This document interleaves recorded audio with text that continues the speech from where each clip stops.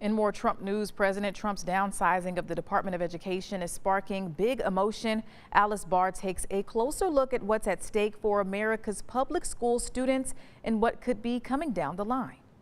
And it's amazing the way people... The Trump administration's rapid-fire cuts hitting the Department of Education this week, leaving half its staff out of a job and getting personal for parents, worried services may suffer with 1,300 employees gone, including half the Office of Civil Rights that takes in thousands of school discrimination complaints. They are the watchdogs. Parent and disability advocate Lindsay Latham anxious that will weaken federal oversight of special education programs kids like her son Calvin need. To make sure that their kid is being treated fairly and given the opportunity to learn like any other kid. If we go backwards, we are going to see such a regression in the most vulnerable population. While schools are run and nearly 90% funded at the state and local level, the federal education department is tasked with protecting students with disabilities, investigating discrimination,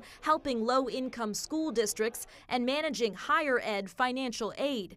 Education Secretary Linda McMahon says those core functions will continue. None of that's going to fall through the cracks. While acknowledging the deep staffing cuts are a step toward President Trump's ultimate goal. This directive to me clearly is to shut down the Department of Education. Though that would take an act of Congress. Some welcome a shrinking federal role. Wyoming Superintendent of Public Instruction says it'll cut red tape. Streamlining those funds to the states and putting us back in charge of our kids. Education innovator Mackenzie Price thinks it's time to reassess and reimagine how kids learn. What's been happening with our education system has not been working well. Frustrated at a lack of options for her own children, she started a network of private and now charter schools, Alpha schools, that use technology and AI to tailor to student needs. When we allow just really more innovation, providing more options is always a good thing. A new chapter for American education likely to fuel debate between Trump-backed school choice and traditional public school needs. In Washington, Alice Barr, NBC News.